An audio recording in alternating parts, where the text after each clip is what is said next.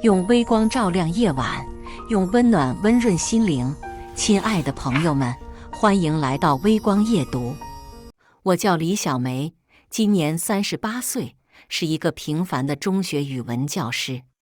5年前，我的先生王强因病去世，当时我们的儿子小雨才10岁。这5年来，我没再婚，一直把全部时间和精力投入到工作和照顾儿子成长上。前些天，我的闺蜜张敏给我介绍了一个相亲对象，叫张伟。张伟和我同岁，也是一名中学教师，已经离异多年了，有一个5岁的女儿。我和张伟选择在一家安静的咖啡厅见面。他穿着白色衬衫和深蓝色休闲裤，看上去整洁干净。我轻轻招了一下手，张伟便走了过来。你好，我是张伟。抱歉，可能让你久等了。他微笑着和我打招呼。你好，我是小梅。才等了一会儿，你很准时。我也礼貌地回应道。请坐，请坐。要喝点什么吗？张伟拉开椅子朝我示意。我想喝个拿铁吧，你呢？那我也来一杯拿铁。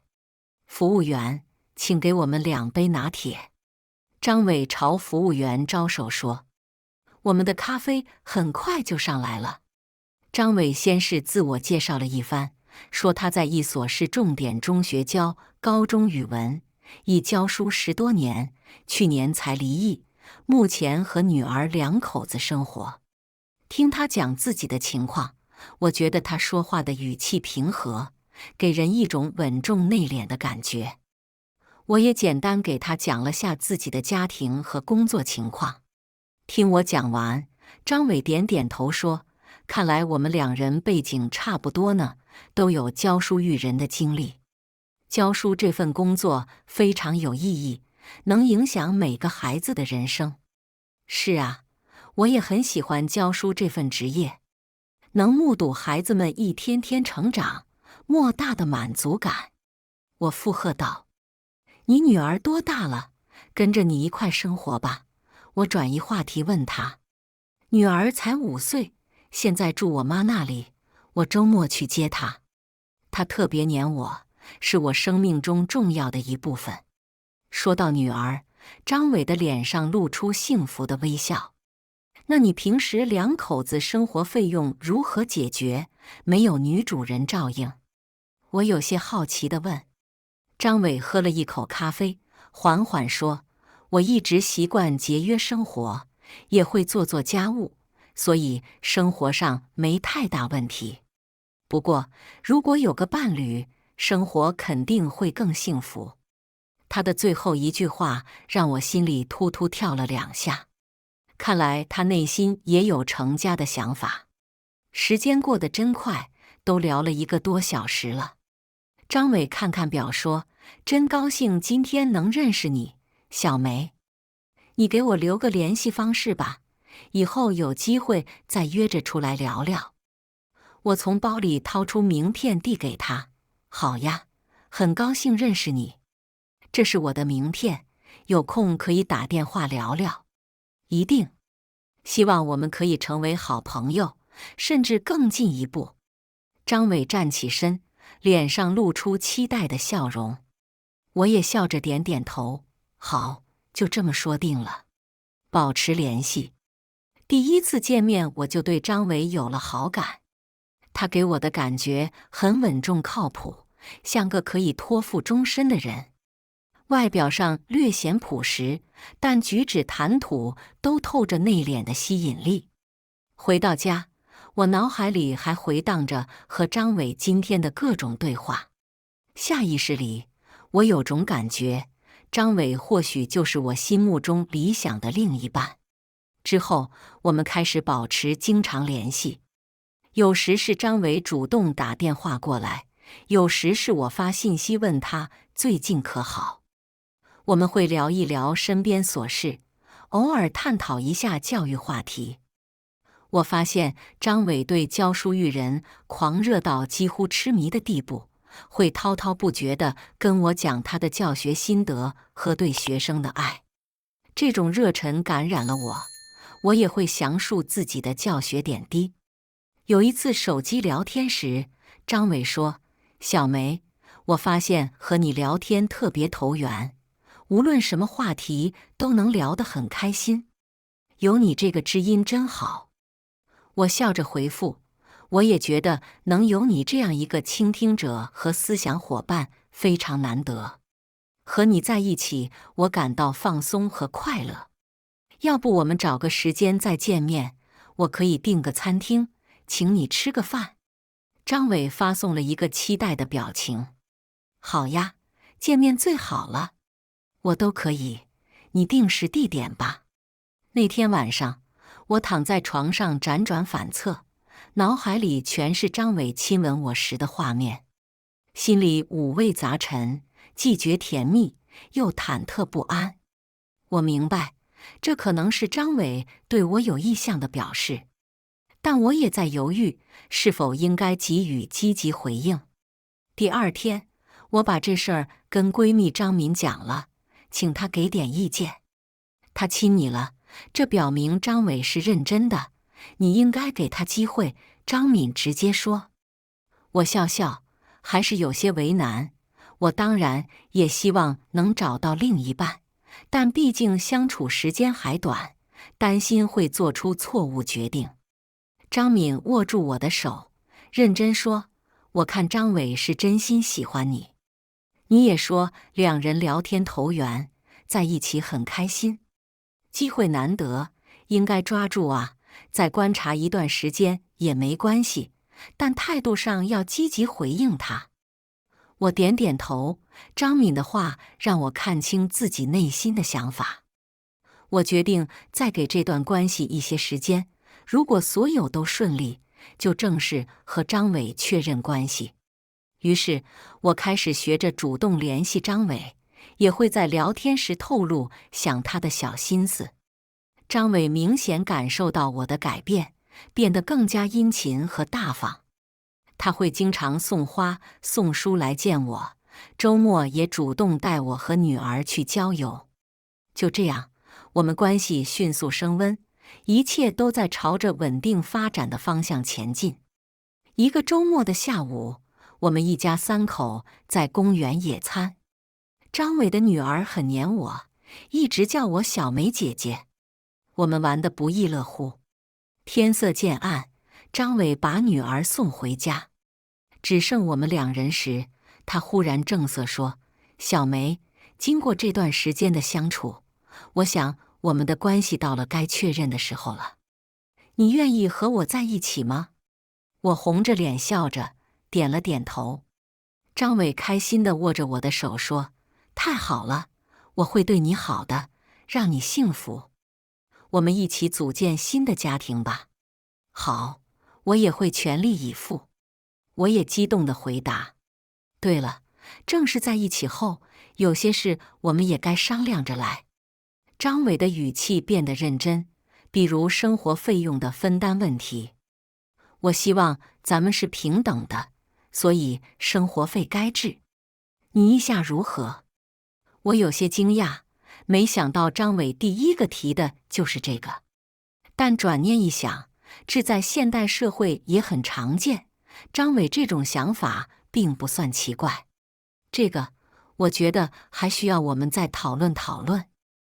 我缓缓说，毕竟我们两个背景不同，生活习惯也有差异，需要时间磨合，不能操之过急。没问题，我们可以慢慢来。但我还是希望你能谅解我的想法，日常开销每个人出一半，对双方都公平。张伟解释道，我不是小气，只是觉得这关系到理念问题。我点点头，我理解你的用意。给我一点时间考虑可以吗？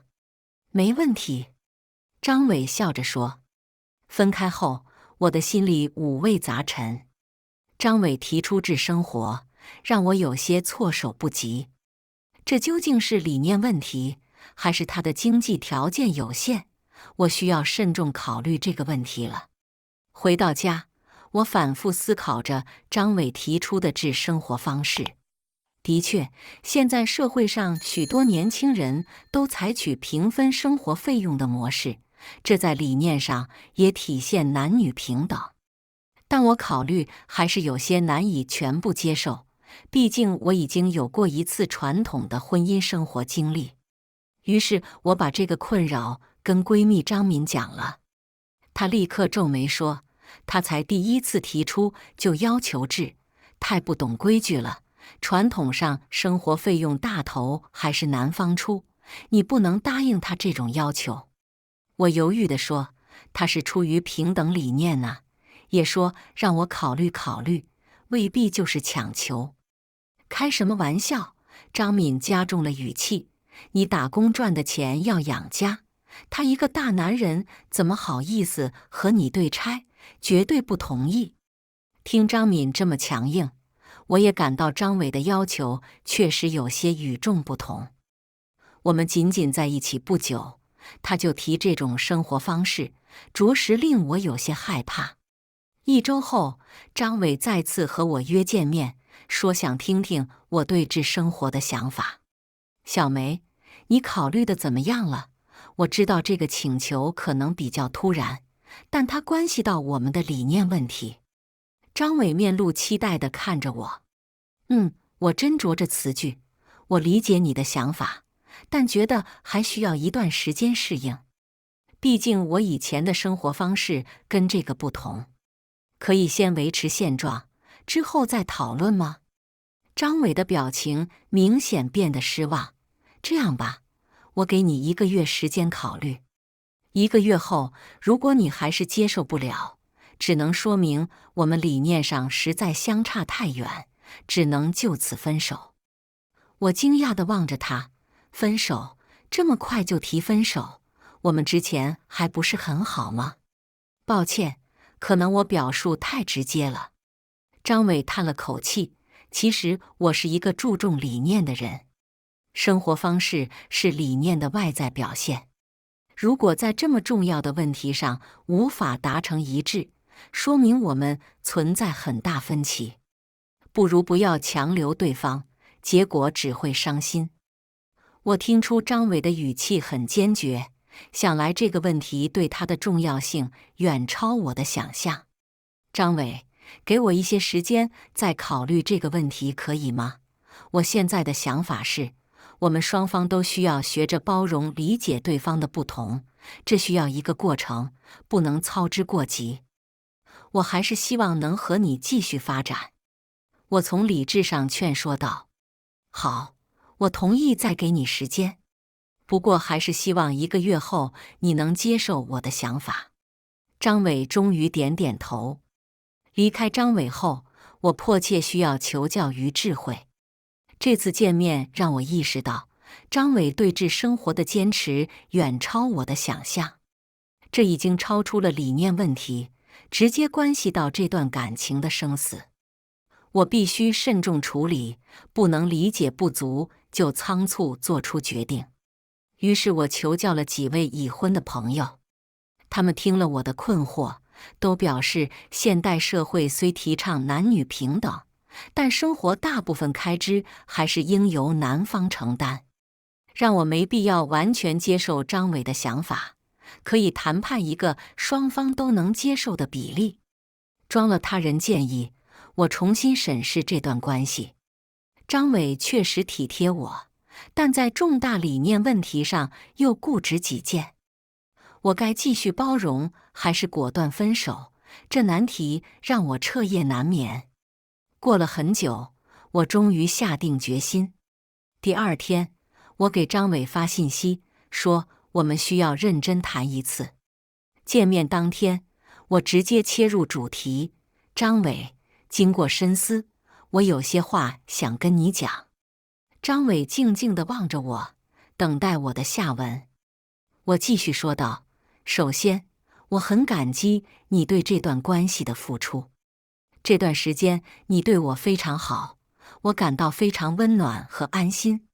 但是，关于你提出的治生活方式，经过我慎重考虑，完全接受这一要求对我来说还比较困难。毕竟作为女性，我更希望由男方在生活上多承担一些。张伟的脸色露出了失望，但他还是默默地听我说完。我接着说，所以我的建议是，生活费用可以70%由你出，30%由我出。对你来说可以接受吗？如果接受，我们可以继续发展这段关系；如果坚持不变，我只能很遗憾地选择分手。说到这里，我的心提到了嗓子眼。我知道，这可能是这段感情的生死时刻。张伟沉吟了很久，良久才开口：“小梅，我明白你的想法，也理解作为女性的难处。既然你也考虑到我的情况，提出了70%这种折中方案，我就不再坚持原来的想法了，就照你说的办吧。”听张伟这么说，我松了一大口气，嘴角也留下了欣慰的笑容。太好了，那我们就这么说定了。以后生活费用你出70%，我出30%。感谢你的理解。我开心地说。没问题。对于伴侣，我是会做出妥协的。张伟淡淡说，似乎还不是很高兴。张伟，我知道按你的理念来说，完全是最公平的，所以我非常感激你为了配合我，愿意做出调整。这证明你是一个顾家的人。我想缓和一下气氛，对张伟讲出了肺腑之言。张伟这才露出些许笑容。其实我也不应一开始就强求你全部分担，这需要双方磨合。只要你尽力配合就好，我会更体谅你。是呀，理想和现实总有差距，但只要我们互相理解包容，一定可以找到合适的平衡点。我点点头说，小梅，经过这件事，我更加确定你是我人生中的另一半。你体贴又理性，有自己的判断，但又愿意为家庭做妥协，这种女人最可贵。张伟看着我说，其实张伟，你也让我看到你有负责的一面。当初坚持也是出于对家庭的考虑，这样的男人也让我放心。我笑着说，以后不管遇到什么问题，我们都要多沟通，找到对家庭最好的解决方案。张伟握住我的手说，没错，交流和理解是长久关系的关键。我也郑重点头。就这样，我们的第一个重大分歧得以化解，这使得我对张伟和这段关系更有信心了。只要捷报，我们肯定可以找到生活的平衡点，迈向幸福。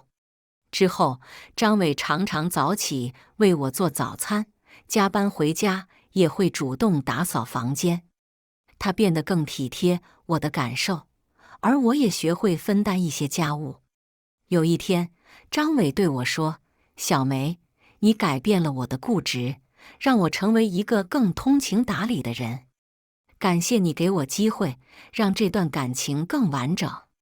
其实，当初你提出时，我也反思自己是否过于传统。感谢你让我重新审视两性关系。我笑着对他说，时光飞逝，我们的关系日益稳定，已经订婚准备结婚了。曾经的分歧已经化为我们关系的砥砺和升华。每次回想起来，都让我感慨万千，对张伟充满了感激之情。订婚之后，我和张伟开始积极筹备婚礼。虽然只是小型婚礼，但细节仍然需要精心设计。有一天，张伟对我说，小梅，咱们结婚之后就要同居了，有些事还需要我们提前沟通好。我笑着说，你说吧，准夫妻之间就不需要过多顾忌。首先是居住问题，我看还是买房子更划算，毕竟是长期住的。张伟说，这倒没有问题，买房绝对比租房强。不过房贷压力还是很大的，我们需不需要再盘算盘算？我说，你说的对，我这几天也在估算数目，的确需要些首付和备用金。咱们也不用买太大的房子，就买个2室的吧，刚刚够用。张伟说。我点点头，2室刚好，将就些也无妨，只要我们相爱。对了，房贷和首付的问题，张伟笑着看我。根据我们之前说好的比例，我出70%，你出30%，这你觉得可行吗？我想了想，说，房贷这种大数目，还是你出的更多一些吧，比如80%。另外，装修和家具家电也主要由你承担，行吗？好，就这么决定了。房子和大笔花费我出80%，其他小费用按70%和30%分担。张伟爽快地说。张伟的大方让我感动不已。我看到他内心已经把我当成了未来的另一半。接下来，我们又讨论了生活细节，比如家务分工、生活作息等问题。张伟表示会多分担一些家务，让我能有更多时间准备上课。听他这么体贴周到，我对未来生活充满了美好憧憬。婚期越来越近，我们俩都按耐不住激动的心情。终于，浪漫温馨的婚礼在朋友们的祝福中举行了。婚后，我正式搬进了张伟的家中。他的3居室虽然不大，但收拾得整洁温馨。最让我开心的是，张伟把主卧腾出来给了我们，他自己睡客房。别这样，咱们睡主卧，你一个人不方便。我拉着张伟的手说，没事，我睡客房就行，你挺着大肚子，别太操劳。张伟温柔地说。没过几天，张伟就开始带我看房子。我们看了几套2手房，最后选中了一套位于学区的2室1厅。张伟说，学区房将来好为孩子上学，我也很认同这个看法。看房那天，张伟毫不犹豫地就决定买下了这套房子。我看到他签下高额的房贷时，内心无比感动。这就意味着我们会真正拥有自己的爱巢。很快，新房就要交付了。张伟开始遴选装修风格，也会经常征求我的意见。他变得越来越细心体贴，我感受到他把我当成自己的另一半。就这样，在张伟一点点的用心里，我们的小家渐渐有了模样。洁白的墙壁，简约的家具，还有满墙的合影，无不彰显着我们对这个家的热爱。我相信，未来的日子，我们会在这里留下无数温暖回忆。在张伟的精心装修下，新房很快就入住了。第一次踏入这个小家，我激动得热泪盈眶。张伟搂着我的肩膀，也流露出欣慰的笑容。欢迎来到我们的家。他在我耳边轻声说：“我好开心，这就是我们的家。”我抹掉眼泪，开心地说：“喜欢这个装修风格吗？我都根据你的喜好来设计的。”张伟问。我点点头，太完美了，简单大方又温馨，我超级喜欢。那就好。张伟笑着在我脸上亲了一口。接下来的日子，我们过着甜甜蜜蜜的生活。我负责准备3餐，而张伟会主动分担许多家务，从不觉得统一是我的责任。他变得愈发体贴入微，经常关心我的身体状况。有时候我工作晚了，还会煮宵夜等我回家。辛苦你了，来，吃点宵夜再睡。他会拉我到饭桌前。你太贴心了，我太幸福了。我会感动地拥抱他。有一次，张伟从一个最不起眼的角落里发现了蟑螂。第二天他就买来消毒喷雾，把每个角落都仔细喷洒了一遍。咱们得保持卫生，别让虫子跑进来。有什么需要我做的就说，别操心。他认真地对我说：“有你真好。”我笑着点头。晚上睡觉前，我们会靠在床上聊天。张伟会给我读他最新的教学心得，询问我的意见。我也会和他讨论如何更好地开展家长会。他总是倾听我的想法，让我感觉被重视。小梅，跟你在一起，我才发现原来家里可以这么温暖。有天，张伟突然感慨道。我摸摸他的手说，我也是。现在想想，以前一个人的生活是多么孤单。有你在，夜晚都变得不再漫长。张伟说，我会永远陪着你。我微笑着凝视他。时间飞逝，我们的爱情在这温馨小窝里结出甜蜜的果实。我终于怀孕了，我们都很兴奋，立刻开始为迎接新生命做准备。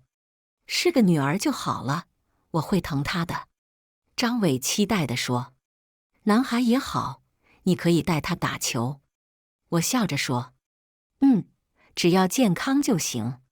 张伟说。为了满足我怀孕后的各种需求，张伟无微不至地呵护着我。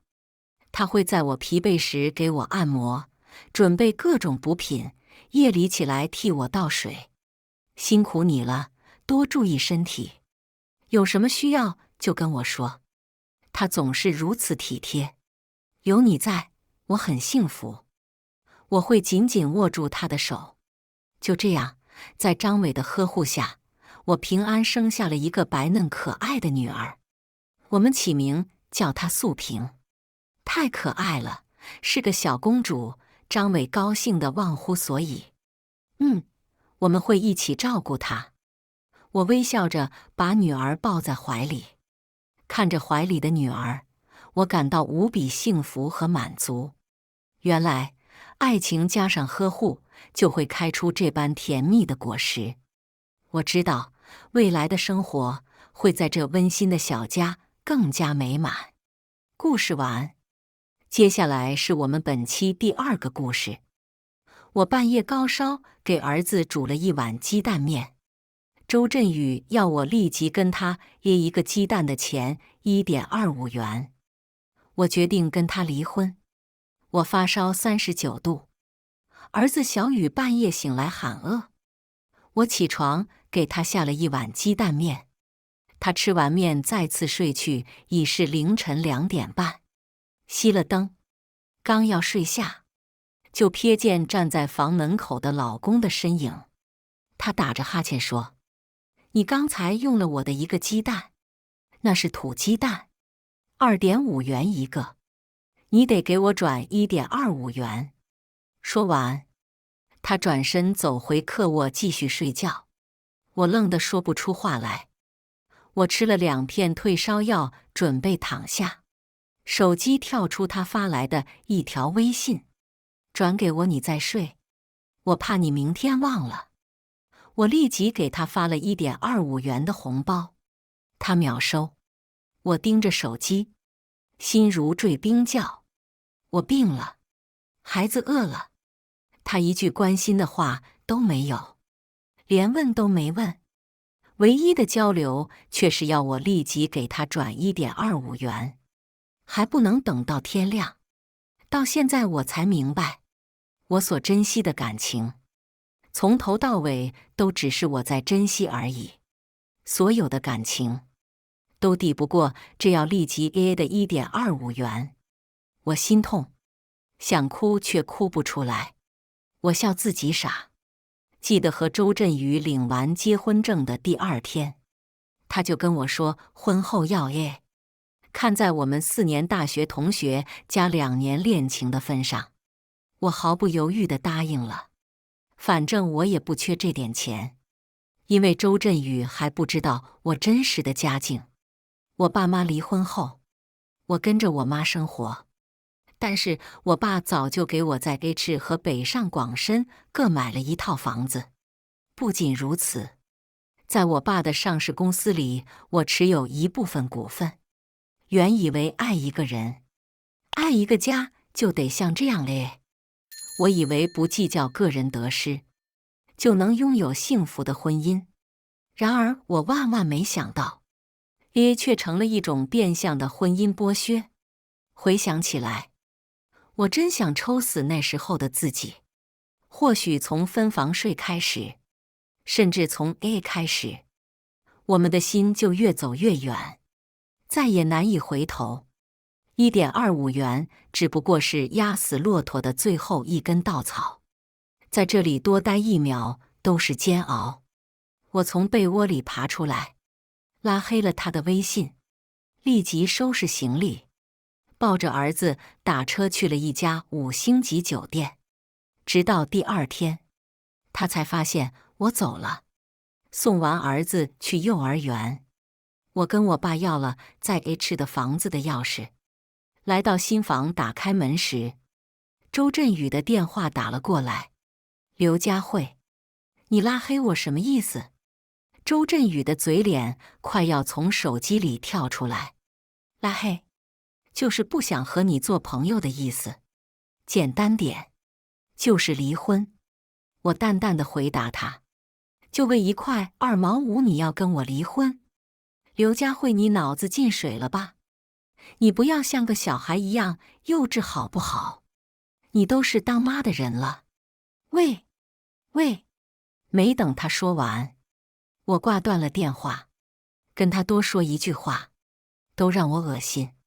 进了新房门，我才发现房子足足有120平，还是精装修的，拎包就能入住。我爸买房的时候跟我说，北上广深各给你买1套，什么时候去那边旅游还能省住宿费。要是跟那小子过不下去了，你还能有个退路。没想到还真被我爸给说中了。只是我住进来不是因为旅游，而是因为离婚。当初和周振宇在一起，我爸对他并不十分满意，但是见我喜欢，也没有阻止我们。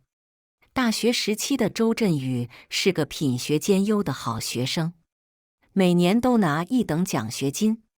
他勤工俭学挣的钱，不仅够自己花销，还能给他妈寄回去一笔。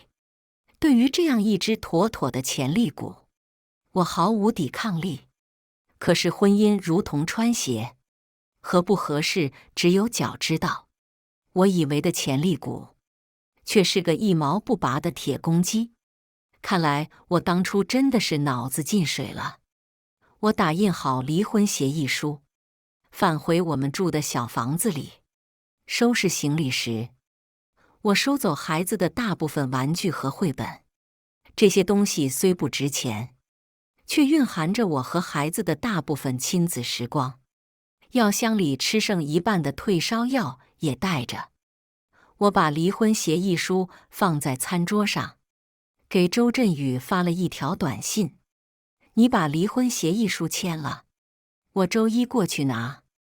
我们顺便去民政局把离婚证领了。在离婚协议书里，我只有一个要求，那就是孩子的抚养权归我，房子车子我都不要。这是摆脱周振宇最快的方式。抚养费他每个月给2000就行，全当证明他履行了一个父亲最基本的责任。他不给我也不强求，反正我也养得起孩子。我的理财收入每个月比他的工资还高。如果他不给抚养费，想见孩子就没那么容易了。他不是一直想接他妈来住吗？离了婚他就可以跟他妈相亲相爱一家人了。我开出的离婚条件对他如此有利，本以为他会很爽快地答应，但是我想错了。我把行李搬到新家，刚要坐下休息时，顿觉一阵头晕。从一堆行李中翻出体温计，测了体温，38度。我吃了一些感冒退热颗粒，打算睡一觉。下午4点去接孩子放学，这时手机邮箱提示我有一封邮件，我以为是公司老板派发任务，打开邮箱，才发现是周振宇发来的一个 Excel 表格。看了这份账单，我气得连骂3句草泥马。这份表格名为离婚账单，里面罗列了我应该支付给周振宇的钱，总共19669.23元，其中怀孕产检费9985.3元，生孩子时剖腹产我用了进口药1200元，住院费800元，共11985.3元。生孩子的是我，不是他，他要我支付全部费用，列的还真是详细。他妈伺候我坐月子伺候了半个月，按照月嫂市场价1万来算，我得付5000元。孩子的玩具盒、绘本我拿走了大部分，应该把剩下的部分全部支付，共2395.43元。上周给汽车加油300元，我开了几次得付150元。给孩子新买的电动牙刷199元，我拿走了，应该把剩下的99.5元一并支付。退烧药我都拿走了，应该全额支付39元。看了账单，我气笑了。原来世界上真有这样锱铢必较的人。我以为车子房子是他的底线，可是我错了。这些年我花在孩子身上的钱也不止这点，光给孩子报早教班就花了3万。我从来没有跟他要过1分钱。我把周振宇的邮箱地址拉黑了，没再理他。遇到烂人烂事，及时抽身才是明智之举。过了2天，我退烧了，送了孩子去幼儿园，我就去上班。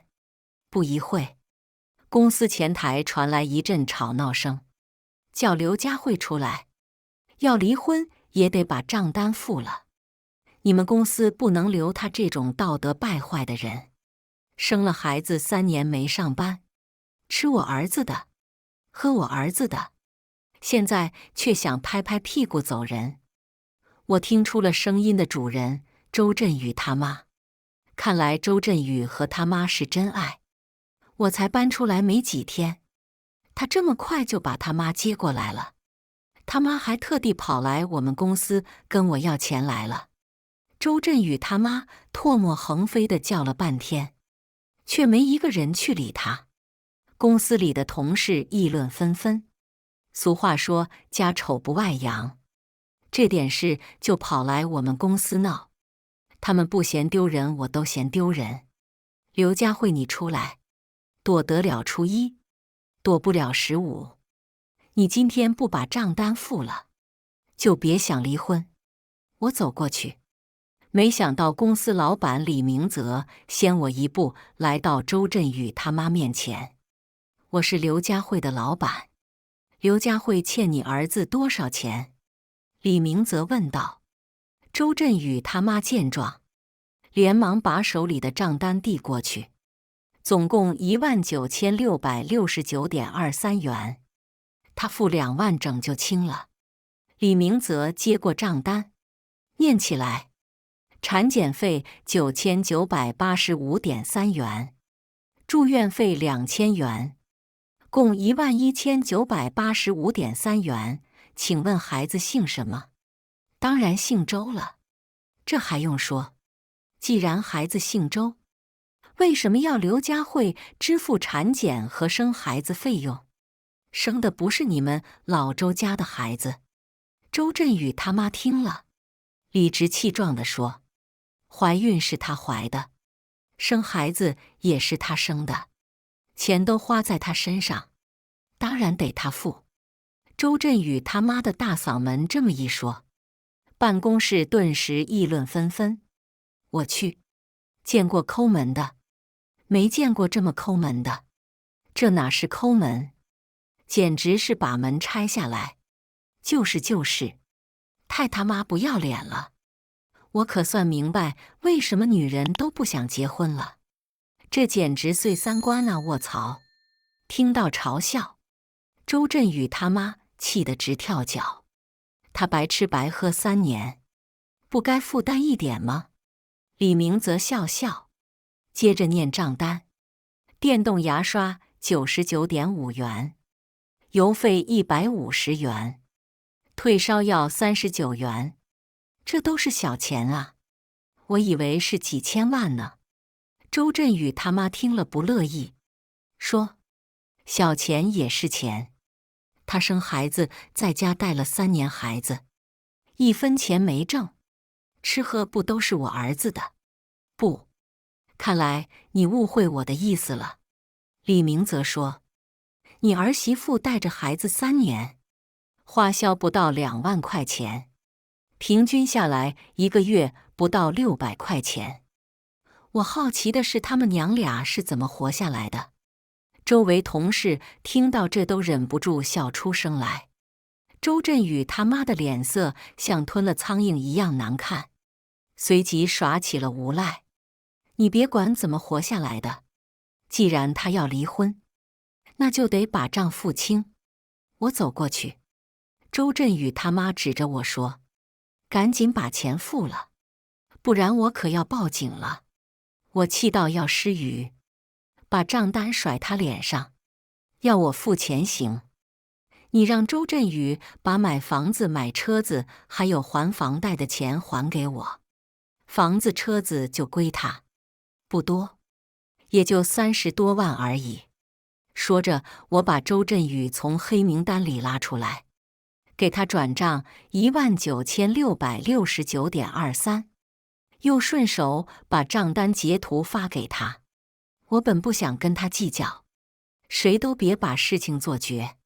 为了孩子，以后还有可能会见面。30多万我本无所谓，既然他这么不要脸，做了初一，就别怪我做15。就算是一点肉，我也绝不能留给他这只苍蝇。周振宇他妈看着账单道：什么30多万？房子车子都是我儿子买的。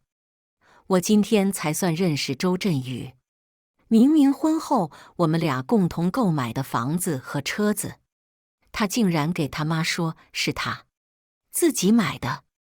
幸好当时买房买车的时候，我把转账记录截图保存了下来。我把转账截图翻出来给他看，转账记录能看懂吧？你这图肯定是 P 的，你根本没出买房买车的钱。我冷冷地说：你不相信没关系，这些都可以在网上银行直接下载。按照周振宇的工资水平，这几年就算不吃不喝，也还不起这30多万。周振宇他妈听了，顿时慌了神，随即开始撒泼：刘佳慧，你这个忘恩负义的小人，白吃白喝3年，现在上班了就抛夫弃子。说完，他上来就要抓我的脸，被几个保安拦住了。我被气到不知怎么骂他，扬起手打了他一巴掌，啪，声音清脆。他妈更疯了，边嚎边骂着最难听的话，张牙舞爪。李明则喊道：还不快把他给拖出去，再闹就打110。保安得令，把周振宇他妈连拖带拽的拉到了外面。我跟李明泽请半天假去找周振宇，李明泽痛快的批假，还说别给咱公司丢脸。周振宇在国企上班，是我爸通过关系把他介绍进去的。当初介绍周振宇进这家公司，我并没有告诉他这一层关系，怕伤他自尊。当我把名片递给公司吴经理时，经理客客气气地把我请进办公室。吴经理，今天我来是为了讨回公道的。我开门见山地说。吴经理给我沏茶的手顿了一下，我接着说，不怕您笑话，我和你们公司的周振宇在闹离婚。本来2万块钱我不想跟他计较，谁知他妈跑到我们公司去闹，我给周振宇转了账，他收了钱就把我给拉黑了。我的334980元他还没有付给我呢。经理，你也知道，来而不往非礼也，他不仁，就别怪我不义。说着，我把整理好的账单递给他。吴经理看完账单，皱着眉说：“他连产检费和生孩子的费用都跟你算那么清楚，可不是吗？”我说：“一个牙刷才多少钱，也要斤斤计较，真是丢我们男人的脸。中国的离婚率还得感谢他出的一份力呀。”看完账单，吴经理打了电话叫周振宇进办公室。周振宇看到我，脸上一惊，小声道：“你来这做什么？”我没理他。周振宇，你也太丢咱们男人的脸了，一点担当都没有，简直是道德败坏。吴经理一把将账单甩他脸上：“买车买房，刘小姐哪一样没有出钱？生孩子带孩子哪一样没有出力？人家还没问你要钱，你还有脸跟人家要产检费，要孩子的牙刷钱，还带小数点的。”吴经理拍拍自己的脸道：“你不脸红，我都替你脸红。”外面的同事听到吴经理发飙，纷纷侧耳倾听，随之窃窃私语：“卧槽，周扒皮在世啊！难怪现在的女人喜欢去负流子。”周振宇听了，脸绿得难看，抬手擦了擦额上的汗。“吴经理，你听我说，他……”周振宇急得语无伦次，证据确凿，账单上列得清清楚楚，刘小姐还能骗你不成？我们公司要是人人都像你这样没有担当，早就不存在了。我们公司不欢迎你这样的员工。”吴经理气愤地说。听到吴经理有辞退自己的意思，周振宇神色惊慌。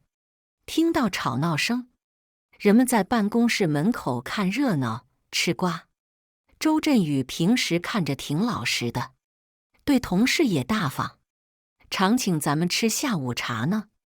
没想到竟然这么算计自己老婆，真是人不可貌相，海水不可斗量。自己精心设计的人设一朝坍塌。周振宇急了：“经理，你听我解释。”“没什么好解释的，你现在立刻把钱还给刘小姐，收拾东西滚蛋。”周振宇一听，急得直擦汗。我知道他根本没钱还我，我倒是想看看他如何收场。赶紧的，吴经理催促道：“你太他妈不是男人了。经理，我想跟他单独谈谈。”周振宇结巴道：“我不想跟你谈。”我拒绝道：“付了钱再谈。”吴经理完全不站在他那边。周振宇见状，一脸愤怒地看着我：“刘佳慧，你不要逼人太甚。”“我逼你？”周振宇，这句话应该我跟你说吧？我冷笑道：“上午是谁喊自己妈去我们公司闹着要钱的？那个时候你怎么没想着是你在逼我？我只不过是以其人之道，还治其人之身，怎么能说是我逼你？”周振宇被我对得哑口无言，半晌，说道：“咱俩结婚，你算计那么清楚，房子车子那都是夫妻的共同财产。孩子是你的，也是我的，吃你一点，喝你一点，又怎么了？他说的这些简直要把我给气笑了。不了解情况的还以为是我算计他呢。周振宇，我今天才算看清你，是谁连孩子吃个鸡蛋都要我给他转1块2毛5？是谁说生孩子是我的事，产检费必须由我出？我毫不示弱地说。门外看热闹的人惊道：我操，1块2毛5都有脸找老婆要，这样的人都能娶到媳妇？月老是不是眼瞎？周振宇脸色难看到极点，估计这些话听到他耳朵里，他也觉得自己不是个东西吧。他张着嘴巴，哆嗦了半天道：你要车，可以直接开走；要房子，不行；要钱，更是没有。呵呵，这不是耍无赖吗？周振宇，买车买房还房贷，我出了多少钱？账单上列得清清楚楚。既然离婚，就得平分共同财产。你得庆幸房价这几年没涨，否则你要还的可就不是30多万了。眼看着没台阶下，周振宇无奈地拿出手机给我转了10万元，这是买车的钱。他说：你没看吗？我指着账单说：买车我出了12万，这车都开了几年了，不得损耗。我损耗？你当时买的可是全新的车。周振宇哆嗦着看了看吴经理，吴经理表情严肃地道：他说的没错。周振宇见状又立即赚了2万，还有买房子的21万。我说道：房子是他的命，如果没有这套房，他这辈子都别想买房。周振宇气急败坏地伸手要过来打我，得亏经理拦着。刘佳慧，你怎么这么拜金，这么物质？钱钱钱，你的眼里就只有钱。这几年不是我上班挣钱养着你和孩子，见过无耻的，没见过这么无耻的。房子车子都是婚后才买的，又不是他的婚前财产，他那部分的首付款还是他妈东拼西凑给他借来的。我现在才明白为什么我爸当初没看好周振宇，原来穷不是原罪，爱算计才是。当初买房那会，他和他妈极力劝说把房子落在他妈名下，还说都是一家人了，落在他妈名下，显得我贤惠孝顺。我不同意房子落在他妈名下，但是最终落在周振宇名下，没有写我的名字。我心想，既然和周振宇结婚了，写他的名字和写我的名字没什么区别，只写他的名字是给他面子。当他妈得知房子没有落在他名下的时候，气得绝食2天。现在想来真是心寒，他们是从一开始就在算计我呀。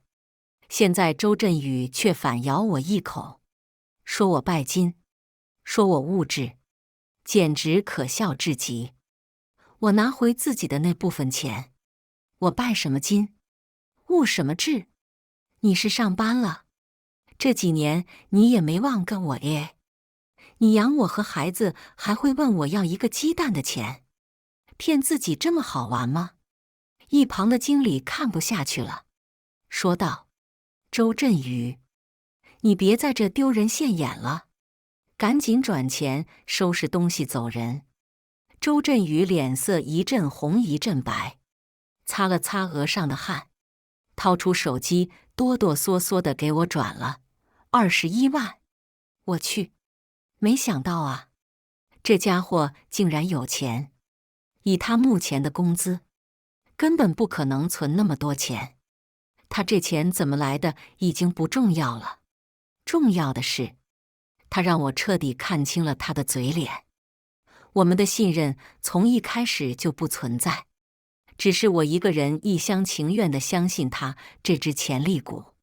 这真是个笑话。要是能穿越到过去，我非得一巴掌打醒当时的自己。周振宇失业回家的当天晚上，打来了电话：“刘佳慧，你他妈的竟然敢打我妈！你是不是人？信不信我叫警察抓你？”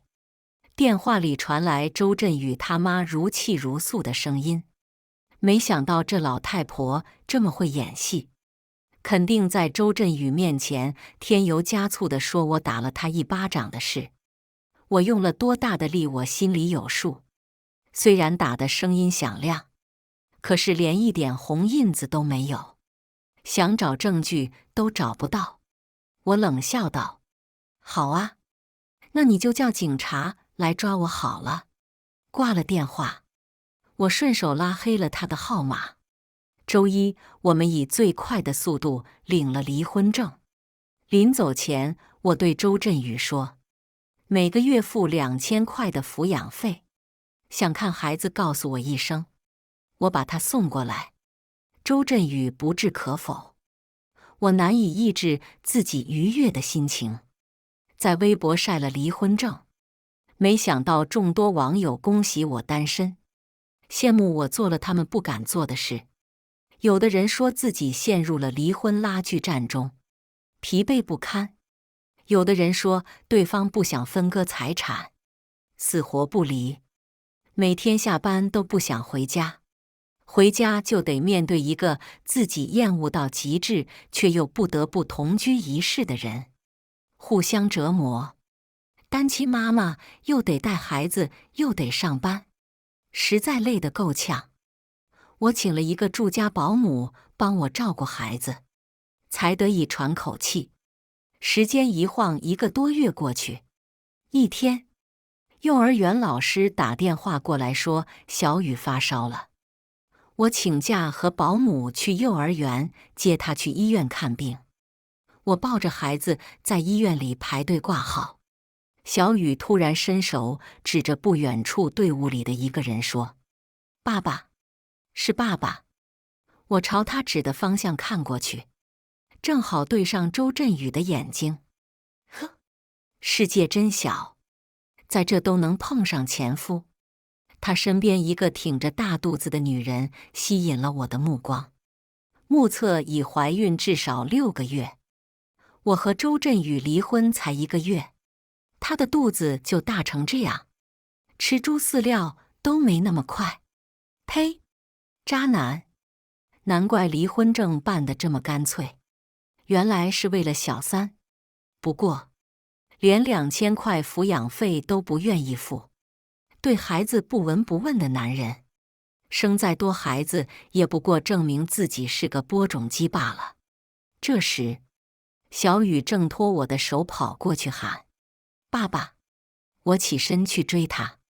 周振宇惊讶地转头，看到小雨后不太高兴，厌恶地甩开孩子的手。“哟，周振宇，这就是你说的前任啊？”大肚子女人上下打量着我，一副小三上位的骄傲姿态。她不知道我根本不屑于和他争，渣男就送他好了，祝他们天长地久。美美，都过去了，现在咱才是夫妻。周振宇说罢，搀扶着他往挂号窗靠近。我怀孕的时候，周振宇总说自己忙，一次都没有陪我做过产检。怀孕8个多月的时候，我的腿脚浮肿得厉害，走路艰难。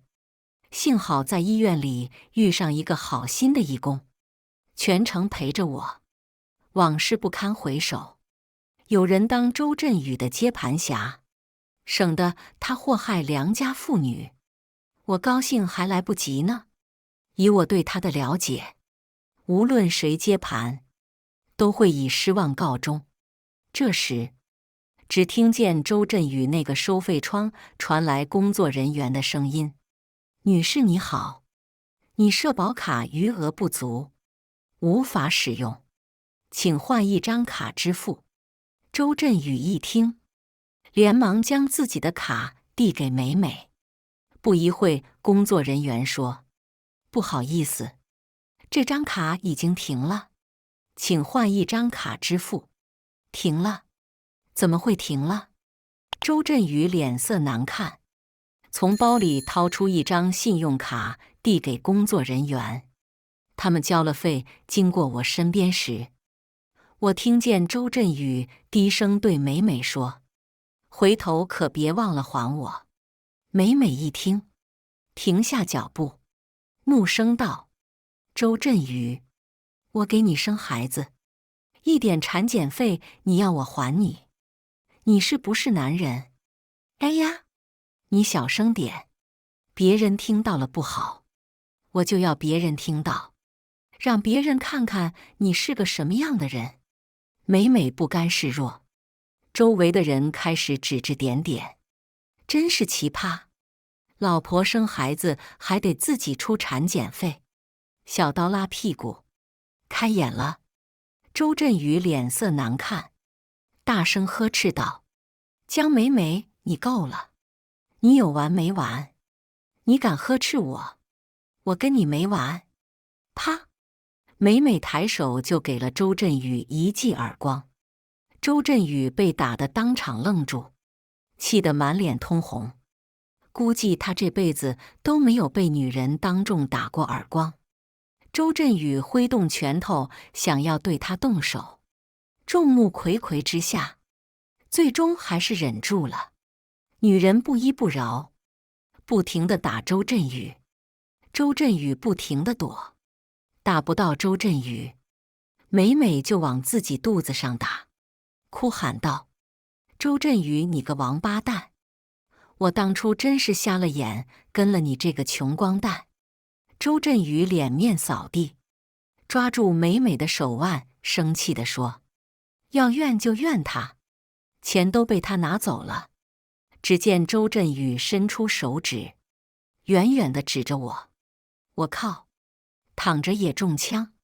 看来离婚后，周振宇甩锅的能力更上一层楼了。美美踩着高跟鞋，气冲冲地朝我走来。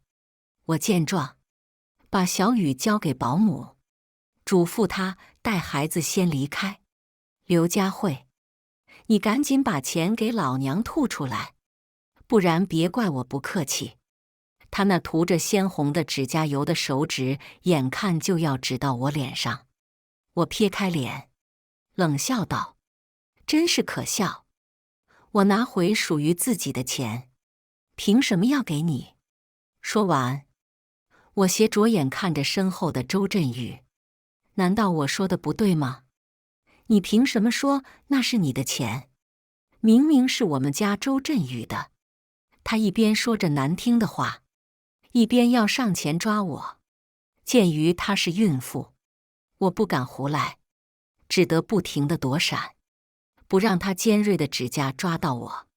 不料，只见她的脚一崴，一只鞋跟断了，她一屁股坐到地上，紧接着听到一声“哎呦”，她捂着肚子喊：“疼死我了！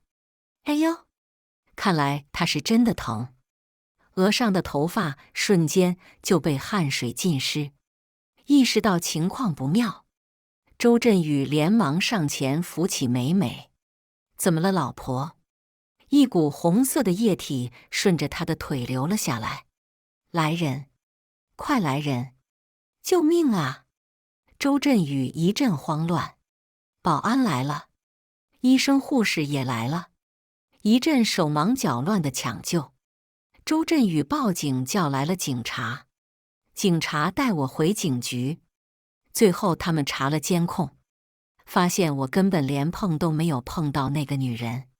走出警察局的时候，周振宇咬牙切齿地说：“刘佳慧，你给我等着，等着就等着，都是第一次做人，谁怕谁？”正当我开始享受快乐的单身生活的时候，原来的邻居发来消息：江美美流产了，孩子没保住，你前夫他妈被江美美赶回了老家。他妈连屁都不敢放一个。呵，看来这世上还得一物降一物。他妈在江美美小产的时候嫌弃她不干家务，指桑骂槐，他一巴掌把他妈打翻在地，还拿菜刀逼他妈走。这是闹得警察都来了。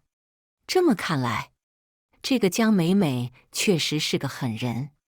她没收了周振宇的工资卡，周振宇想要零花钱得向她申请。然后呢？我问道。周振宇也没脾气。不过最近周振宇在闹离婚，听说是江美美不能生孩子了。其实我已经不关心周振宇的事。我本以为离婚我会很难过，毕竟曾经真心相爱过。但是我发现自己并没有想象中的难过，相反，感到前所未有的轻松。我买了一辆代步车，周末带着孩子出去玩，日子过得简单而快乐。至于周振宇给不给抚养费，问不问孩子，都已经不重要。重要的是，我尽自己所能的努力降低离婚给孩子带来的伤害。或许每一个决定离婚的人，内心都挣扎过千千万万遍，可一旦踏出那一步，又发现日子并不像想象的那么糟糕。本以为这件事情就这样告一段落，没想到幼儿园老师突然打来电话说周振宇要接走孩子。事出反常必有妖，我立即开车来到幼儿园，只见周振宇正气急败坏地跟老师吵架，保安在护着孩子，孩子很害怕的样子，哭着喊着：“我不要跟爸爸走，我不要跟爸爸走，我要妈妈。”孩子知道谁对他好，谁对他不好，几个月没有见过他爸爸，仅有的一点亲情自然都耗没了。你们有没有搞错？我是小雨的爸爸，还不能接走孩子，这是什么道理？周振宇气急败坏地对老师说：“不是我们不让你接走孩子，而是我们幼儿园有规定，必须有接送卡才能接走孩子，否则出了事我们负不起责任。”老师说。我把孩子拉过来护在怀里，轻抚他的后背：“小雨乖，别怕，妈妈来了。”我扭头看向周振宇：“周振宇，接孩子得凭接送卡，你不会不知道吧？”我掏出离婚协议书，离婚协议里说得清清楚楚，孩子的抚养权归我，以后只能由我接送孩子。你想看孩子，先把这几个月的抚养费付了。他不愿意付抚养费，对孩子也不闻不问。今天突然要接走孩子，不用想都能知道小三不能生了，他来抢孩子呢。刘佳慧，小雨是我的孩子，凭什么不让我把他接走？周振宇理直气壮地说道。真是可笑，一个连产检费都不愿意出，孩子吃个鸡蛋都要计较的人，竟然好意思说孩子是他的。我冷笑道：“周振宇，孩子长这么大，你给孩子换过几次尿片？给孩子洗过几次澡？孩子什么时候会走路？孩子对什么东西过敏？”周振宇哑口无言。怎么哑巴了？这些你都不知道，怎么好意思说孩子是你的？想看孩子可以提前跟我说，顺便把抚养费付了，你随时都可以看。但是你私自接走孩子就是不对。周振宇气得脸色阴沉，伸出手一把扯过孩子。今天我就要接走小雨，小雨是我的孩子。孩子被吓得哇哇大哭，喊妈妈，来人了，抢孩子了！我大呼。幼儿园保安将周振宇拦住，僵持之下，我拨打了报警电话。警察很快就来到幼儿园，我把离婚协议书递给警察。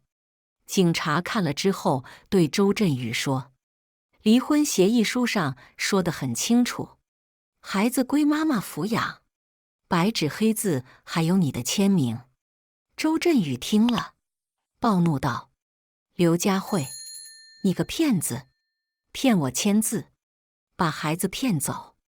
这个协议书我不承认，我要重新签。”说完，他要过来抢协议书，我急忙躲闪。警察见状，拉住了他。我冷笑道：“我骗你？你哪个字不认识？上面说得清清楚楚，孩子归我。好歹你也是大学学历，白纸黑字签了你的大名，怎么能说是我骗了你？”周振宇气急败坏，挣扎着就要打我，我搂着小雨避开。警察把周振宇行政拘留了起来。为了防止周振宇再来抢孩子，我给孩子换了一个幼儿园，我也换了一份工作。大学同学里只有少数几个人知道我和周振宇已经离婚。知情的同学跟我说，周振宇最近精神状态不太好，整个人非常憔悴，工作也不稳定，甚至连房贷都断供了。盯着同学发来的信息，我的内心出奇的平静，仿佛我和故事中的人不曾相识。我把我爸给我买的几处房子出租了，虽然不是什么豪华别墅，但是每个月的租金就已经足够我和小雨生活得很好。看到孩子活泼开朗，一点也没有因父母离异而受到影响，我倍感欣慰。这样惬意的日子差不多过了半年，一个租客租期到了要搬走，又来了一个新租客。我驱车过去和租客签合同，到了那才发现租客不是别人，正是周振宇。呵，真是冤家路窄。不过，他看上去的确就像我大学同学说的那样，憔悴，没有精神，跟之前判若两人。怎么是你？这房子是你的？周振宇疑惑地问。对，是我的，不过我不想租给你。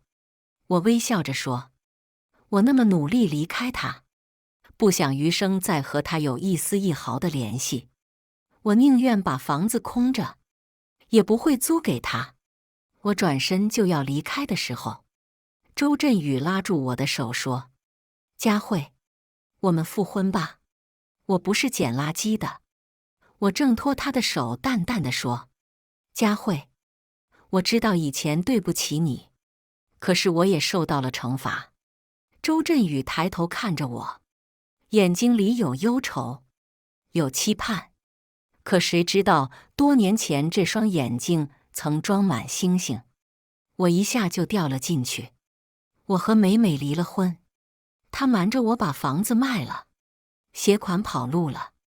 刚查出怀孕的时候，她天天逼我把房子过户给她，否则就打掉孩子。周振宇呜呜地哭了起来。可没想到，过户给他不到半年，他就悄悄把房子给卖了。他抬手抹一把眼泪鼻涕，继续道：“我妈知道后，一口气没上来，上个月去世了。佳慧，房子、票子、儿子、妻子，我什么都没有了。”我听了心里直叫好，这就叫做恶人自有恶人磨。拿了不属于自己的东西，老天总有办法让他加倍偿还。看在咱俩曾经夫妻一场的份上，看在我是小雨他爸爸的份上，我们复婚吧。周振宇可怜兮兮地看着我，我无动于衷。我听说你有好几套房子，你可以过户一套给我，我努力挣钱养你们娘俩。他在描绘着美好蓝图。呵，想得可真美。看着他眼睛通红，胡子拉碴的样子，我直犯恶心。上大学那会，他是那么优秀的一只潜力股，正是看中他的优秀，我不听我爸的劝阻而跟他结婚。要不是我爸，我一个单身女人带着孩子，日子肯定比他现在难过100倍。可是，现在说什么都晚了，人总得为自己的选择承担后果。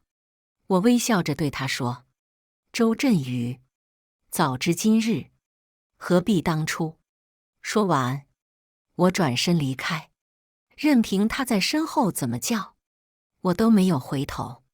我走后，周振宇用不同的号码打我的电话，给我发短信：早安、午安、晚安，一天不落地给我发。情人节、妇女节、儿童节、母亲节、圣诞节，只要是节日，祝福短信总会按时发到我手机上。不仅如此，他还变身贴心男友，天气变化、经期不适，他都能找到理由给我发短信。明天降温7度，早上和晚上最好穿件外套，以免感冒。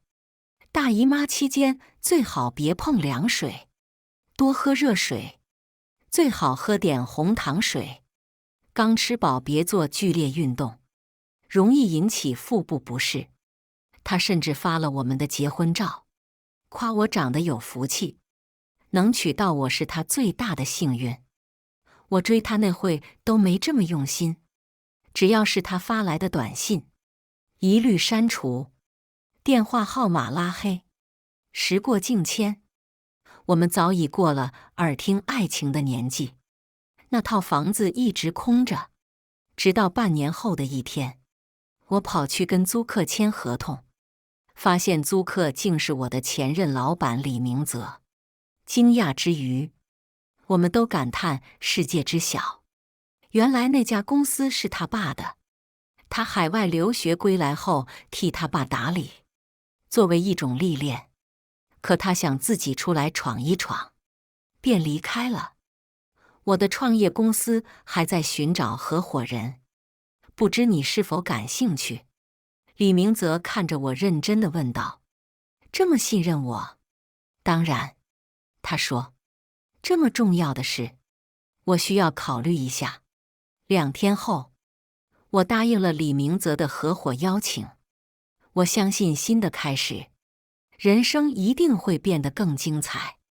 感谢大家的观看。本期影片大家觉得是第1个故事精彩，还是第2个故事精彩呢？欢迎大家在下方评论区讨论。如果你喜欢这类故事，记得点击订阅微光夜读，并分享给更多的人，这会对我帮助很大。再次感谢大家的观看。